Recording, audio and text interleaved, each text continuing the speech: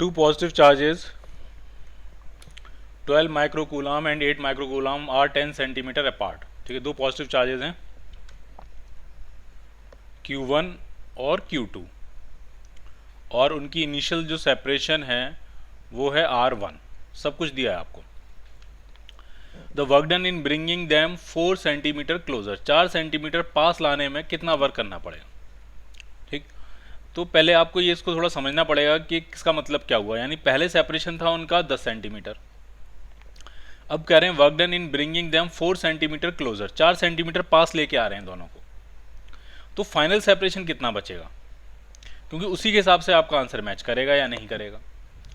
ठीक, तो पहला सेपरेशन 10 सेंटीमीटर था, उसके बाद उनको 4 सेंटीमीटर पास लेके आए, work done in bringing them 4 centimetre closer. तो फाइनल सेपरेशन मेरे हिसाब से 6 सेंटीमीटर बचना चाहिए। कह रहे हैं दोनों को 4 सेंटीमीटर पास लेके आ रहे हैं, तो फाइनल सेपरेशन कितना होगा 6 सेंटीमीटर। तो आंसर उसी के हिसाब से आएगा, मैच करे या ना करे वो बात की बात है। नहीं मैच करेगा तो जो ई पार्ट, हम एक नया ई पार्ट बना के आंसर लिख लेंगे। ठीक, तो अब पहला सेपरेशन था, इनिशियल सेपरेशन उनका 10 सेंटीमीटर था, अब इनको हम 4 सेंटीमीटर पास लेके आए हैं Q1 और Q2 को। तो अब जो फाइनल सेपरेशन बचा इनका वो बचा 6 सेंटीमीटर। और आपसे पूछ रहे हैं वर्क डन कितना होगा, तो जो वर्क डन होगा, दोनों ही पॉजिटिव चार्ज हैं, अपने आप तो पास आएंगे नहीं। जब इनको आप कंप्रेस करके पास लेके आओगे तो इसकी पोटेंशियल एनर्जी बढ़ेगी, और जो भी work done by external agent होगा वो इंक्रीज इन पोटेंशियल एनर्जी के बराबर होगा। तो ये बनेगा आपका इंक्रीज इन पोटेंशियल एनर्जी मतलब final potential energy minus initial. सारी वैल्यू डालेंगे, सॉल्व करेंगे।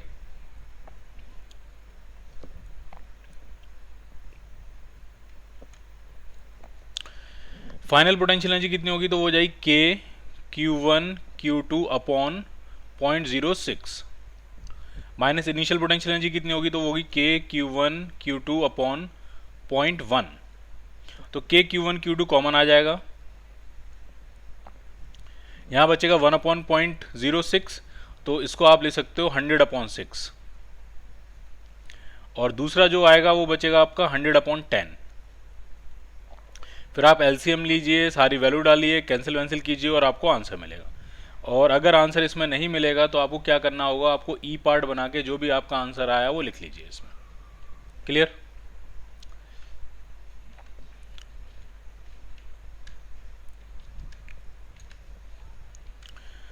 The capacitance of the earth views at a spherical conductor of radius. अगर अर्थ जो है वो एक स्फेरिकल कंडक्टर है, उसका कैपेसिटेंस कितना होगा, तो ये बहुत ही आसान है।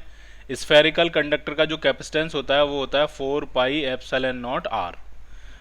4 पाई एप्सिलॉन नॉट की वैल्यू होगी 1 अपॉन 9 इंटू 10⁻⁹।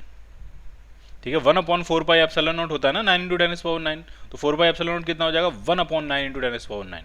और इसमें किससे मल्टीप्लाई करेंगे, ऊपर हम रेडियस से। रेडियस कितनी है 6408, और किलोमीटर से तो मीटर्स में कन्वर्ट करने के लिए 10⁻³ से मल्टीप्लाई कर देंगे, तो ये आपका आंसर बनेगा। ठीक, 10⁻, ये 9 जो है जब ऊपर जाएगा तो -9 हो जाएगा, तो जब इसको इससे कैंसिल करोगे तो 10⁻⁻6 बचेगा, और 9 को हम यहाँ डिवाइड कर सकते हैं।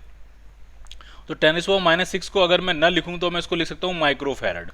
ठीक, और जब आप 9 को इससे डिवाइड करोगे तो अराउंड 700 टाइम्स कुछ ये डिवाइड होगा, तो आपका जो आंसर मैच करेगा वो मैच करेगा 712 माइक्रो फैरड के नियरेस्ट आपको आंसर मिलेगा। So your answer is C part.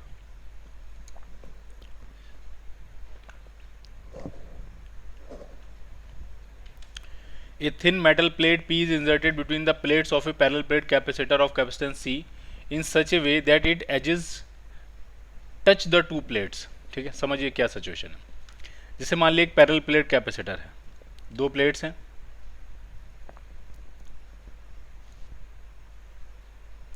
और इसके बीच में आपने एक मेटल की प्लेट इंसर्ट करी है, पतली प्लेट है, लेकिन वो इस तरह से इंसर्ट करिए ताकि उसकी जो एजेस हैं वो दोनों प्लेट्स को टच कर रही है। यानी आपने वो प्लेट कुछ इस तरह से इंसर्ट करी होगी, ये इस तरह से। ये एक मेटल की प्लेट है जिसकी एक एज इस वाली प्लेट को कनेक्ट हो रही है, दूसरी वाली एज इस वाली प्लेट को कनेक्ट हो रही है। अब पूछ रहे हैं नया कैपेसिटेंस कितना होगा, तो इसका कैपेसिटेंस हो गया इन्फानाइट। क्यों हो गया इन्फानाइट, समझिए। अगर अब आप इसको बैटरी से कनेक्ट करते हो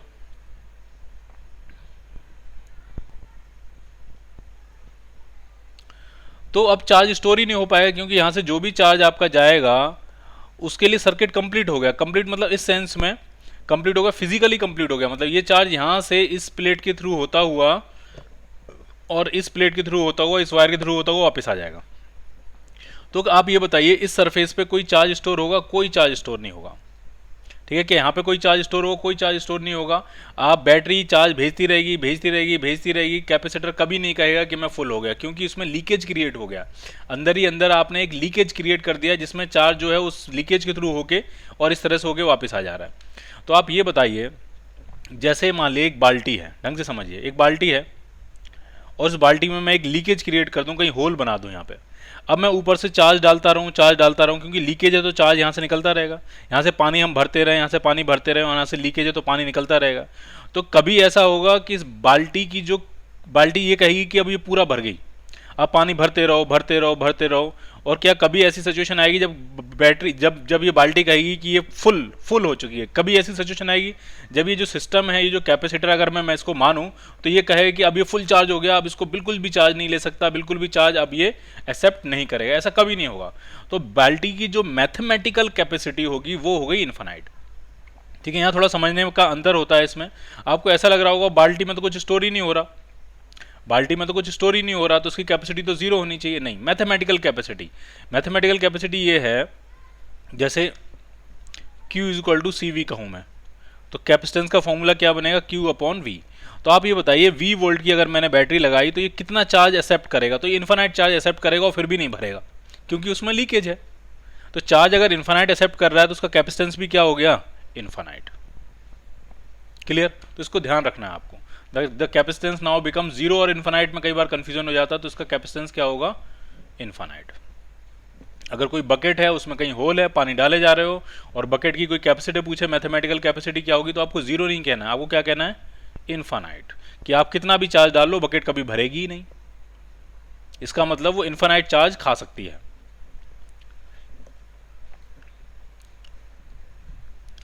एक capacitor of capacity C has a Q charge and stored energy W। अगर हम चार्ज को इंक्रीज कर रहे हैं 2Q, तो एनर्जी कितनी स्टोर होगी ये पूछ रहे हैं आपसे। ठीक, तो चार्ज अगर हम बढ़ा रहे हैं तो चार्ज के टर्म्स में हम एनर्जी का फॉर्मूला लिखेंगे, और वो होगा Q²/2C। ये होगा एनर्जी का फॉर्मूला। अब आप यहां से खुद से समझ लीजिए, अगर आप चार्ज को डबल करोगे तो एनर्जी कितने टाइम्स हो जाएगी? 4 times. So your answer is 4W।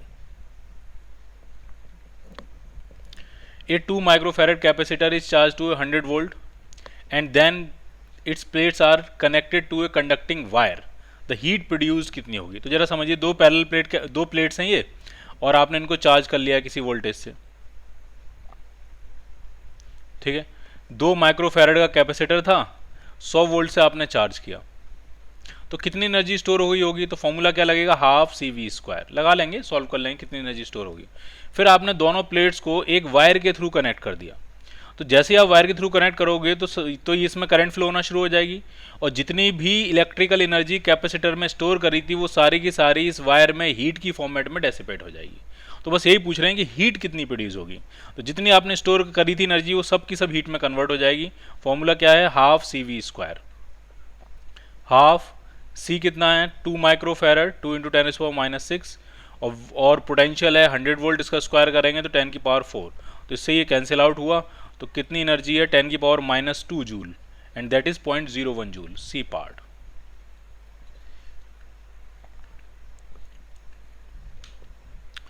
If there are n capacitor in parallel connected to V volt source. ठीक है, n कैपेसिटर हैं पैरेलल में और V वोल्टेज के सोर्स से हमने उनको कनेक्ट किया, तो एनर्जी स्टोर पूछ रहे हैं कितनी होगी। तो जरा समझिए, अगर n कैपेसिटर आपने पैरेलल में लगाए हैं तो पैरेलल में पोटेंशियल सेम होता है।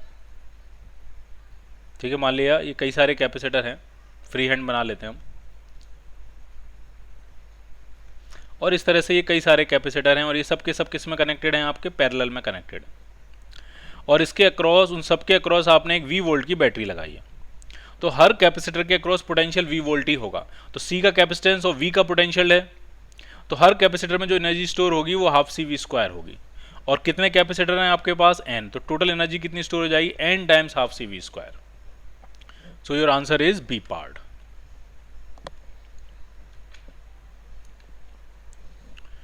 ए variable condenser is permanently connected to a 100 volt battery. 100 volt की बैटरी से परमानेंटली कनेक्टेड एक वेरिएबल कंडेंसर है, और उसका कैपेसिटेंस हम बदल सकते हैं, वेरिएबल है। 2 माइक्रोफेरेड से 10 माइक्रोफेरेड हमने उसका कैपेसिटेंस चेंज किया, चेंज इन एनर्जी पूछ रहे हैं कितनी होगी। ठीक है, तो बैटरी तो 100 वोल्ट की लगा रखी है, चेंज इन एनर्जी जो होगी वो हो जाएगी half C V square C two V square minus half C one V square. ठीक, बाद में कैपेसिटेंस आपने कितना कर लिया, 10 माइक्रोफेरेड, 10⁻⁻⁶, और पोटेंशियल 100 वोल्ट था, इसका स्क्वायर करेंगे 10⁻⁴ आ जाएगा, माइनस इनिशियली कितनी एनर्जी स्टोर हो रही होगी, तो इनिशियल कैपेसिटेंस था 2 माइक्रोफेरेड, और पोटेंशियल का स्क्वायर करेंगे तो 10⁻⁴, तो इससे कैंसिल करेंगे 5 टाइम्स, इसके कैंसिल करेंगे 1 टाइम्स, 10⁻⁻², यहाँ भी 10⁻⁻², तो आपका आंसर आ रहा है 4 × 10⁻⁻² जूल। इतना चेंज इन एनर्जी होगा जब हम कैपेसिटेंस उसका बढ़ाएंगे।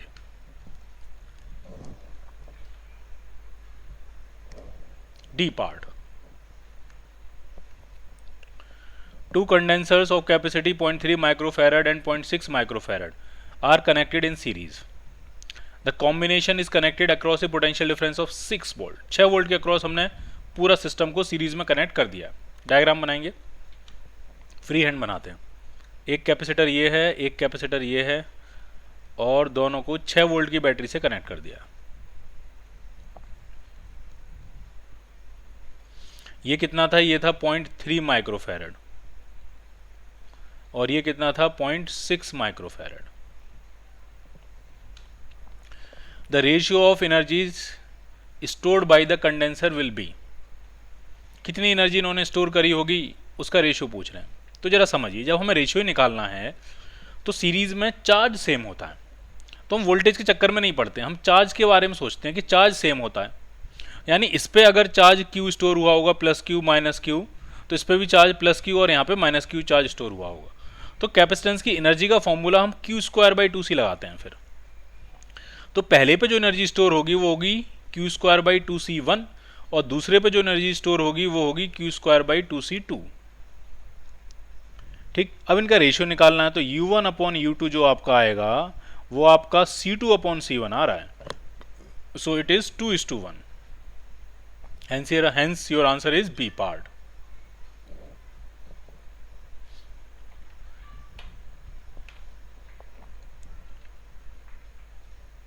क्लियर? हमें वोल्टेज की कहीं जरूरत ही नहीं पड़ी कि 6 वोल्ट की बैटरी है या V0 वोल्ट की बैटरी, कोई फर्क ही नहीं पड़ा हमको। ठीक, एक capacitor of capacitance C1 is charge by A connecting it across A battery of EMF V0। C1 को चार्ज किया हमने V0 से। The battery is then removed and capacitor is connected in parallel with an uncharged capacitor of capacity C2। पहले C1 को charge कर लिया V0 से, फिर बैटरी हटा दी, फिर C1 चार्ज C1 को हमने अनचार्ज C2 से पैरेलल में कनेक्ट कर दिया।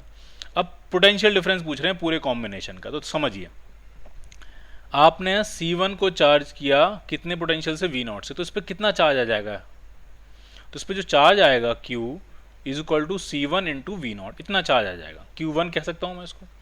फिर आपने उसको एक पैरेलल अनचार्ज कैपेसिटर C2 के साथ कनेक्ट कर दिया, तो चार्ज डिस्ट्रीब्यूट होगा, कुछ चार्ज यहाँ बचेगा, कुछ चार्ज यहाँ आ जाएगा, ऐसी कुछ नेगेटिव चार्ज यहाँ बचेगा, कुछ नेगेटिव चार्ज यहाँ आ जाएगा, कुछ चार्ज डिस्ट्रीब्यूट हो जाएगा। अब आपसे कॉम्बिनेशन का पोटेंशियल डिफरेंस पूछ रहे हैं, हमसे ये नहीं पूछा जा रहा है कि कितना चार्ज कहाँ पहुँच जाएगा, चार्ज कैसे डिस्ट्रीब्यूट होगा, हमसे सिर्फ पोटेंशियल पूछ रहे हैं कि फाइनल पोटेंशियल बताओ। तो जो फाइनल पोटेंशियल होगा, नेट पोटेंशियल होगा, वो होगा Qnet/C_net। ठीक है, Q = CV होता है, तो V = Q/C बनेगा। अब नेट चार्ज तो आपका Q1 ही रहेगा, क्योंकि दूसरे पे तो कोई चार्ज था नहीं, Q1 ही डिस्ट्रीब्यूट हुआ होगा, तो टोटल चार्ज तो Q1 ही बचेगा। लेकिन पैरेलल में लगाने से नेट कैपेसिटेंस बढ़ गया, अब वो C1 + C2 हो जाएगा। ये आएगा final net potential across the combination. Q1 की वैल्यू डाल सकते हो, Q1 कितना है, C1 V0, so your answer is C1 V0/C1 + C2, ये होगा फाइनल पोटेंशियल। क्लियर?